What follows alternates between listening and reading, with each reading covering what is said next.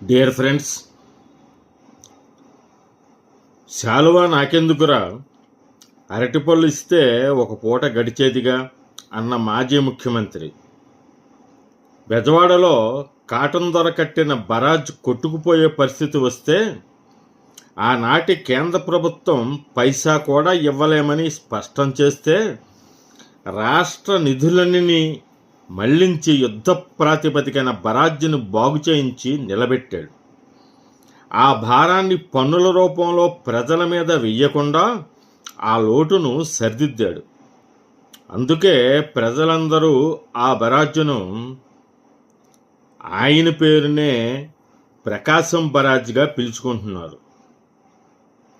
రాష్ట్ర ఏర్పాటు సందర్భంగా దేశంలోనే తొలిసారిగా ఖైదీలందరినీ విడుదల చేశాడు ఆయన.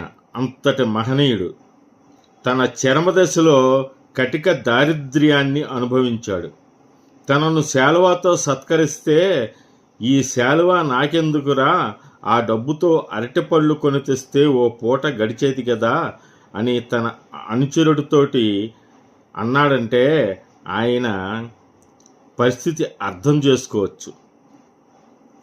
ఆయన మూలంగా అధికారంలోకి వచ్చిన మహానాయకులందరూ అధికారం కోసం ఆయనను వెన్నుపోటు పొడిచినా ఆయన అధికారం కోసం ప్రోకలాడలేదు. 85 సంవత్సరాల వయస్సులో రోహిణీ కార్తె మండుటెండలో ఇద్దరు ముదుసలులు కుటుంబ పరామర్శ కోసం వెళ్ళి తాను కూడా వడదెబ్బ తిని తెలుగు పౌరుషాన్ని పైలోకాలకు తీసుకుపోయిన ఆంధ్ర కేసరి టంగుటూరు ప్రకాశం మాజీ ముఖ్యమంత్రి. ఒకప్పుడు 4వ క్లాసు చదువుతూ ఫీజుకు 3 రూపాయలు లేక వాటి కోసం తన ఊరుకు 25 మైళ్ళ దూరంలో ఉన్న వాళ్ళ బావగారింటికి కాలినడకన బయలుదేరి వెళ్ళాడు. తీరా చేసి బావగారింటికి వెళితే నా దగ్గర మాత్రం ఎక్కడున్నాయిరా అన్నాడు ఆ బావగారు.